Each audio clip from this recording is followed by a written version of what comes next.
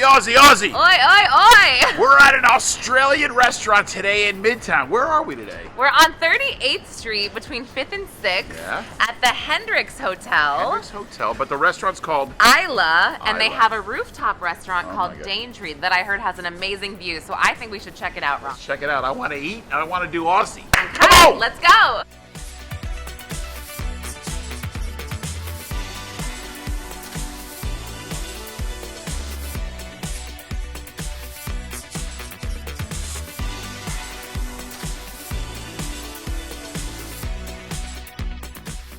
Oh, Beautiful. gosh, Oh my this is gosh. amazing. It's so lit. Thank God it was so dark and dreary down in Manhattan. But now we see the sunshine. I can see clearly now at Islã. Hi, my name is David Taylor. I'm the executive chef here at Islã Restaurant and Daintree in the Hotel Hendricks, Midtown Manhattan. And today we're going to be making one of my favorite dishes. This is our brown butter duck egg with some Delta Queen asparagus, batarga, and a little black olive crumble. This is a little bit of a brioche round. This is a puree of Moroccan oil-cured olives, just mixed with a little bit of olive oil. And we rub this on our brioche round. Hi, so this is our black olive crumble. It's a little bit some brioche rounds that are covered in a puree of Moroccan oil-cured olives. And we just pop this in the oven for about 8 to 10 minutes until it gets nice and crispy, but still a little soft in the inside. And while we're doing that, we're gonna brown our butter. So we're gonna do 2 duck eggs, so that'll be about 2 to 3 tablespoons of butter. Just let this caramelize a little bit.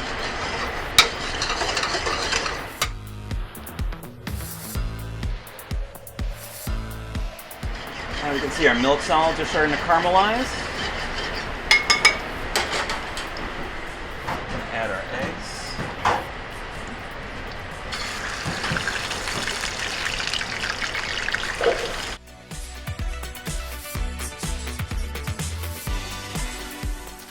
The eggs are already cooked, so we really just want to take the chill off of them.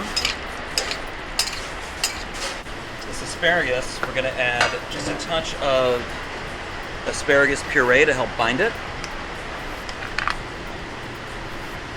Also add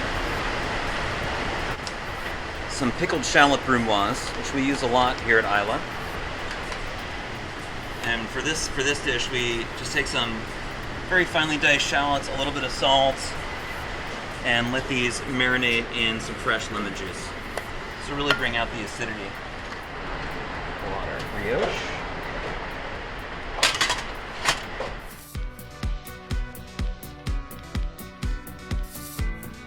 Brioche will go.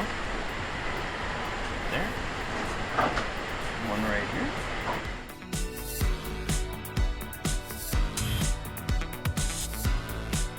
Alright, so now we're going to top it off with some batarga, which is some cured mullet roe from Sardinia.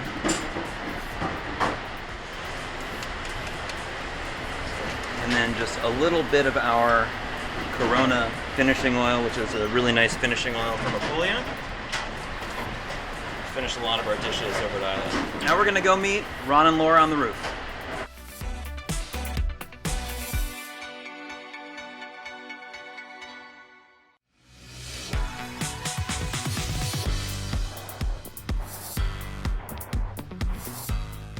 David! David! Ooh, what is this, David? So this is a brown butter basted duck egg with some grilled asparagus, black olive brioche, and Sardinian batarga. Where did you come up with this? You know, just Whip it up in the kitchen? Sort of a hodgepodge of a bunch of different dishes I've cooked over the years. Just all kind of mixed together. Beautiful. What an artist we have here. We can't wait to have it. I can't. Have a seat. This looks so delicious. Listen. Thank you. How long have you guys been here?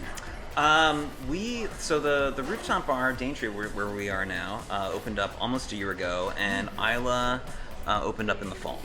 Okay. Both And new. what is your specialty at Daintree and Islã? The ownership group here is Australian, and they wanted a contemporary Australian restaurant. And we said, what's a contemporary Australian restaurant?